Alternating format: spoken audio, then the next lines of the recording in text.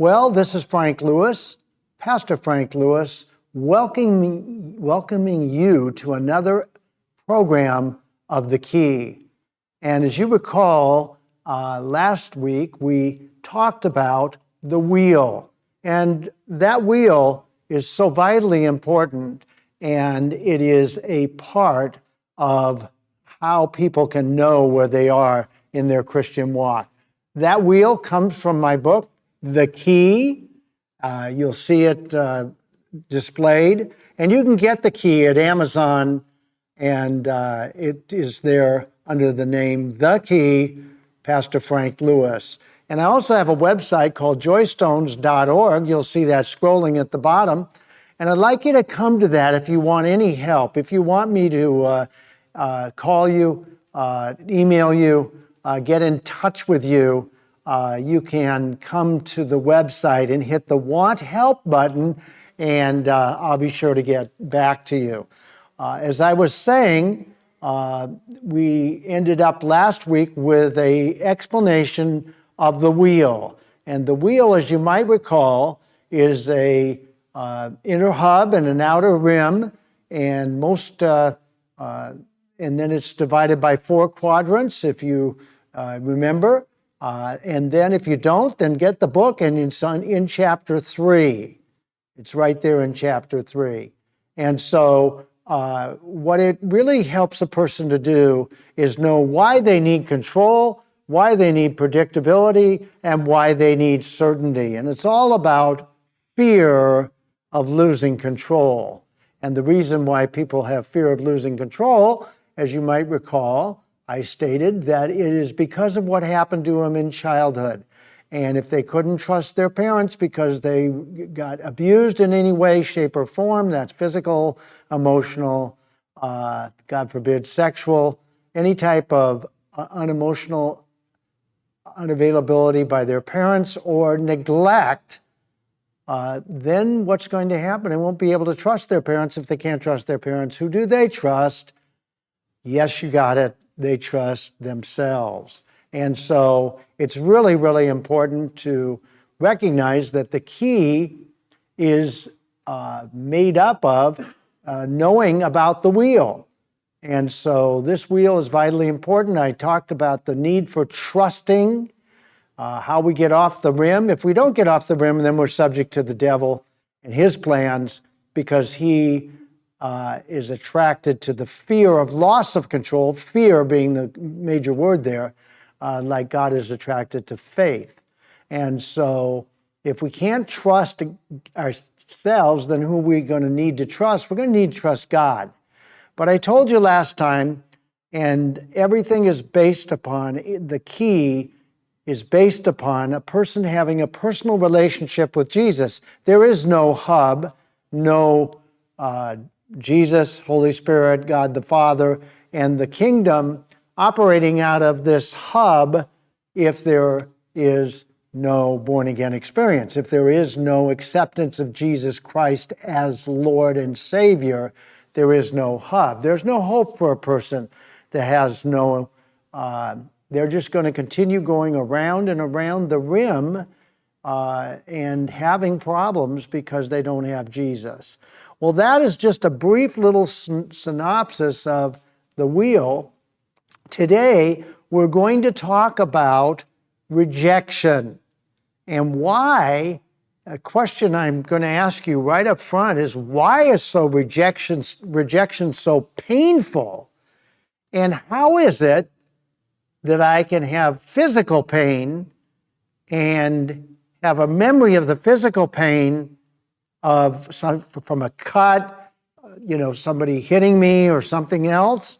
How can I remember the physical pain and it not have the effect that psychological pain or rejection has? Well, there's a reason for all that. We're going to get into it. We're going to delve into the subject of rejection, because rejection is a very, very debilitating place a person can find themselves. You may have been rejected. I was rejected by my father scores and scores and scores of times. And so I really developed a hypersensitivity to trying to bob and weave and trying to avoid rejection. And why is rejection so powerful is because God created us for relationship. God created us for relationship. It's not good that man, in Genesis, God said, it's not good that man be alone. He needs a helpmate. And so he made woman out of man. And so what ended up happening is he saw that that was very good because now they could have a family and they could have relationship. And they had an incredible relationship, we know, because they were naked and they weren't even ashamed. I won't even get into that except to say that it was after they disobeyed God that they were naked and were ashamed.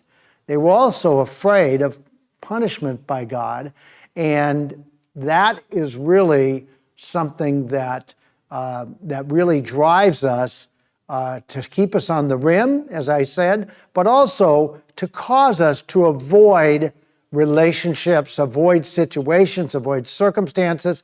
We have a need to be in relationship. So when we're rejected, it's a very, very horrible place to be because it causes pain. Now, what's so interesting about this, and I want to have you take particular note to this, is that physical pain, we know physical pain hurts, but psychological or rejection pain also hurts. Isn't that amazing? Behavioral scientists, brain scientists have discovered that when you have physical pain, it goes to the same place in the brain that rejection pain or emotional pain goes to. That's amazing because when you're rejected, it actually hurts. And that's really one of the reasons why we avoid rejection pain so dramatically.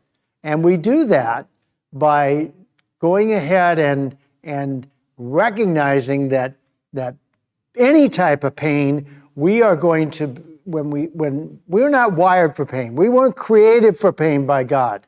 We're never supposed to have pain. So pain really does hurt. Physically, if I smashed my toe, which I did, I broke it, and it hurt so bad, it was unbelievable. And so that's physical pain.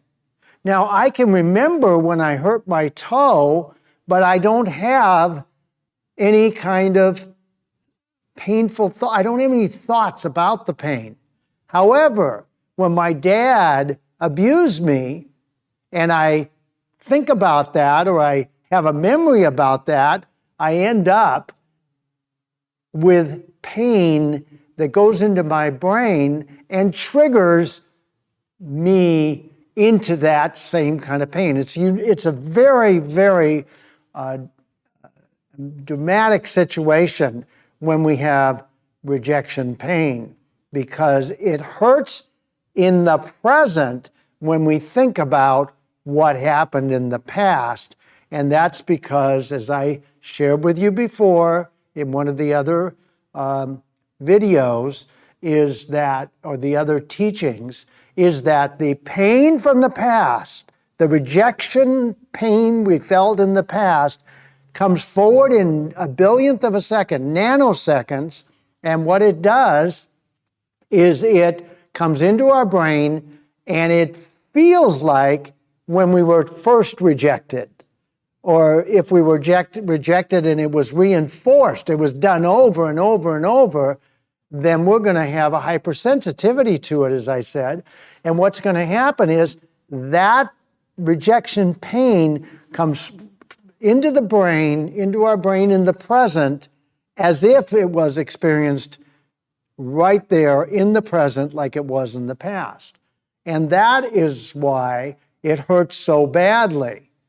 And it's also one of the reasons why we will fight, flight, or freeze when we have rejection pain, just like if somebody's trying to hurt us, we run away, or we stand up and fight, or we freeze. When I say freeze, try to make, peace. Try to realize you can't get away because let's say that you're locked in a room or something like that. Well, then you try to make peace with the perpetrator. That's called freeze. In my case, I just fought. I didn't fight with fists. I know a lot of people that fought with fists that had rejection pain, but I fought with anger. I was so angry. You may be very, very angry and not even know the reason why you're so angry. One of the reasons you're so angry is because if you've been rejected over and over again, it's going to cause you serious problems. So what happens is when people are rejected and they become hypersensitive to rejection, they will oftentimes think somebody is rejecting them when they're really not. Have you ever had a situation in your life where somebody was talking about, somebody in your family or somebody in a party or somewhere was talking, they were whispering, and you were sure they were whispering about you. It really didn't happen, but it felt like it happened. It really did feel like it happened. Well, that is a hypersensitivity to rejection. You've just been rejected over and over and over again. And so that will cause you to avoid those kinds of situations. Well, I don't want to be with them because they're talking about me. And it will cause you to actually set up relationships that you feel are people that won't reject you. And that could be a problem if you're married or with your kid or adult children or with friends or a boss. If you feel rejected and you are going to fight, flight, or freeze, that's not a good thing. That is not a good thing at all. But here's the other part of it. You may decide, in order to not feel the pain of rejection, to go ahead and do what? Go ahead and change who you are. And that happens all the time. Most people in our world are not the people they were created to be. God created them to be a certain way, but they have, from childhood, in order to survive, that was the case with me. I became a person that looked like they had it all together. I, drove the right car, wore suits. You may do that with, your peers. You find that a lot with teenagers. They just want a place to belong. You may want a place to belong. You may want to belong in your own family. And that is a hard thing if you're getting rejected by your own family, because now you're feeling that pain of rejection in your own family. So now you don't go to family gatherings. Now you don't go to be with this person in the family. Now you are in a situation where you have made choices based upon the fear of rejection. And that happens all the time. How many of you listening today have actually done and said things that were not totally you, maybe even some white lies, in order to be able to avoid rejection, the pain of rejection? I know I did. It was actually easier for me to lie than it was to tell the truth at one time, because I did not want to be punished or rejected. And punishment will cause rejection, obviously. But the key to it is, and the thing you need to be aware of, is that is not the real you. So you have a facade and a mask, like I did, and what happens is some people take this to an extreme, and what they do is they'll actually be like a chameleon. They'll be one way with this person and one way with another person. That's not good, and we call that people pleasing. And if you're a people pleaser, that just means, That's not something to be looked down on. It's just a reality that it means that you were greatly abused and rejected as a child, and maybe even as an adult. Your self-image is low. Why would your self-image be low? Because if you're rejected over and over and over again, your thoughts are that I'm just worthless. I'm not valuable. I'm not important. I'm not worthy of being loved. And that's what happens to people that have been rejected. And so rejection is a very, very debilitating position to be in. So that's why we avoid it at all costs. And we actually can become, you may have had this happen, where you actually become a different person with different people, as I already said. Well, what is causing that? Fear of rejection. Fear of being alone is one of the main reasons that people fear rejection. Because if I'm rejected enough, then I'm going to be alone. And people that are living on the rim, trusting themselves and really can't trust God because of what happened to them as children, are going to have a hard time living alone. I used to hate being alone because I didn't like myself. In fact, I hated myself. I think I told you that in one of the other sessions, one of the other teaching sessions. I hated myself. Well, if you hate yourself, then you don't want to be with yourself, right? Yes, true. So what happens? Well, what happens is that if I hate myself, then I'm going to try to be somebody else. I'm going to make myself somebody else because I don't like myself or I hate myself, okay?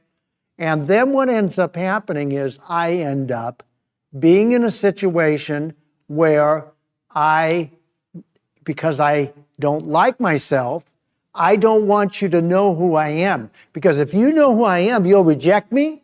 And if you know the real me, you will leave me alone. And that's the worst thing that can happen to me if I believe, or it's the worst thing that can happen to you if you believe that you're not worthy, not valuable, and not important, not lovable, defective, like I did. You may be believing that. Well, if you are, we're going to have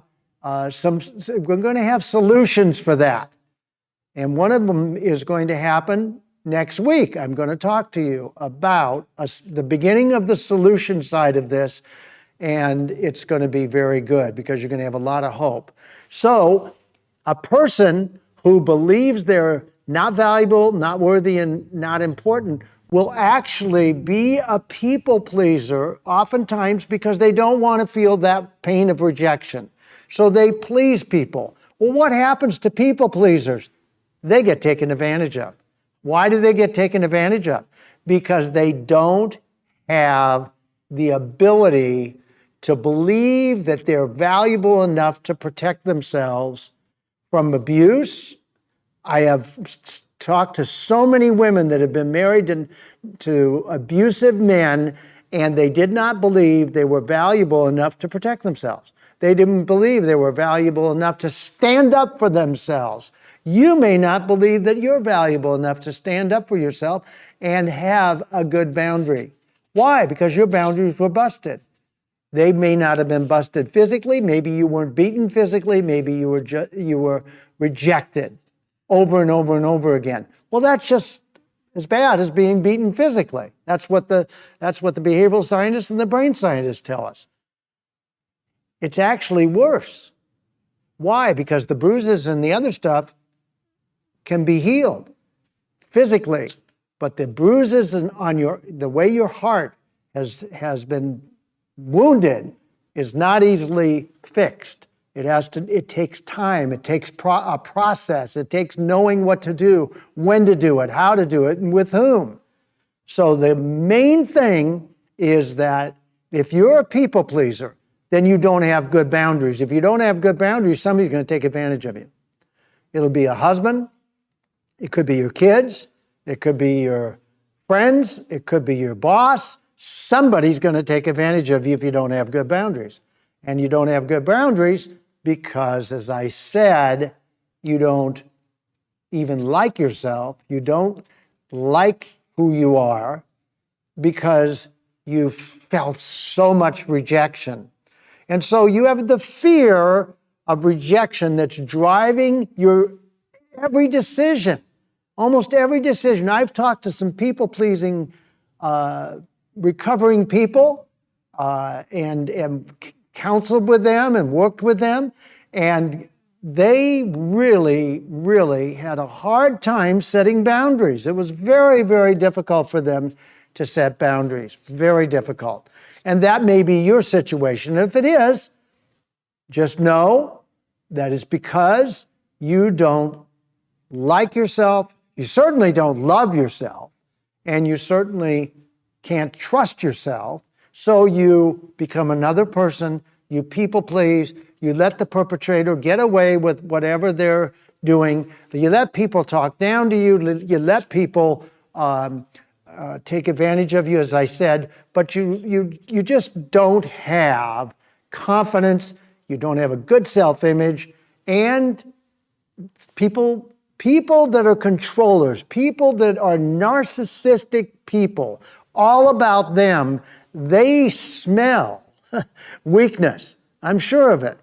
There's an attraction for a amazingly controlling, narcissistic, all about me person to a person that has no boundaries. Just an attraction. I have talked to too many women that have been married and some men that have been married to those kind of people. There's an attraction for that. And you know what? That's not something you want to be attracted to, but I'm telling you, it will happen. It will happen if you don't do something about the way you feel about yourself, if you don't do something to get healed emotionally. If you have unresolved emotional pain, and part of that's from rejection, it's going to affect you for the rest of your life. It affected my dad. It affected my mom. It affects my sister. It affects people for the rest of their lives. And the reason is because of that nasty, nasty thing called rejection. Now, everybody's looking for a place to belong. We all were wired by God to want a place to belong. We don't want to be drifting like the Bible talks about on the wave, tossed to and fro. We want some stability. We want a foundation. We need a place to belong. So if you are on the sea of back and forth because you just don't feel like you belong anywhere, because your family's rejected you, this has rejected you, different people have rejected you, then you're going to have a hard time feeling like you have a foundation, feeling like you've got something you can hold on to. And that's really, really important because we all need a place to belong.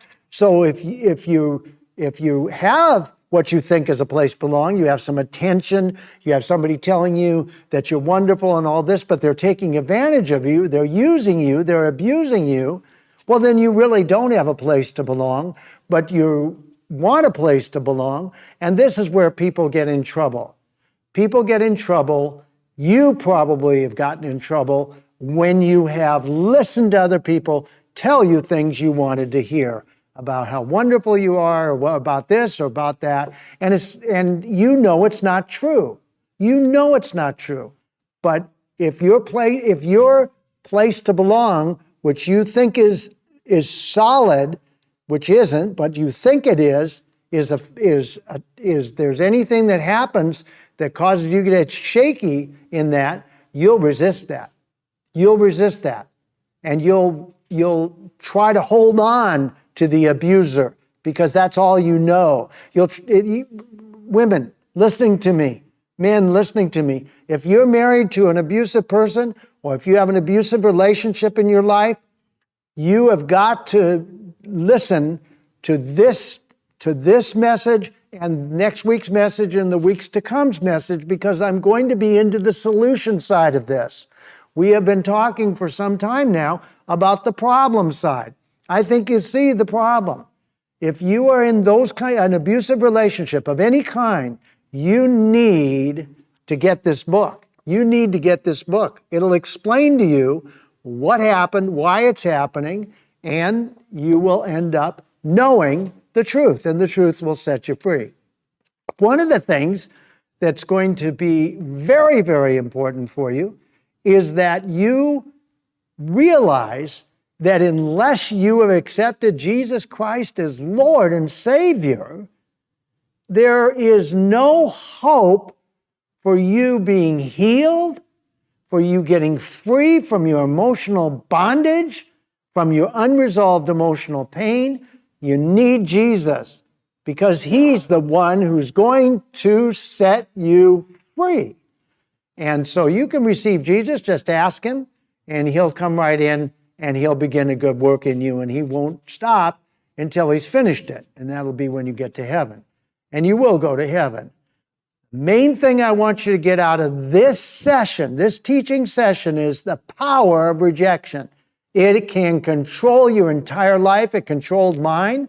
And it is a very dangerous, debilitating, and horribly painful existence when you've been rejected over and over and over again and you're hypersensitive to rejection. Because all you're going to attract is people that will use you. And it can happen in church, it can happen in school, it can happen anywhere.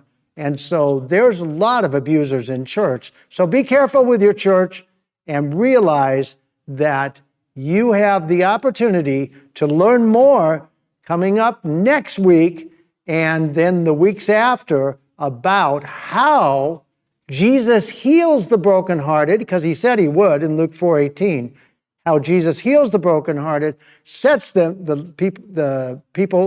captives free, gives sight to the blind, and sets the people at liberty that have been bruised. So you can get freedom and you can get healed, and that's what we're going to talk about next week. And I want you to come back and be a part of our next teaching, which is going to be, how do I stop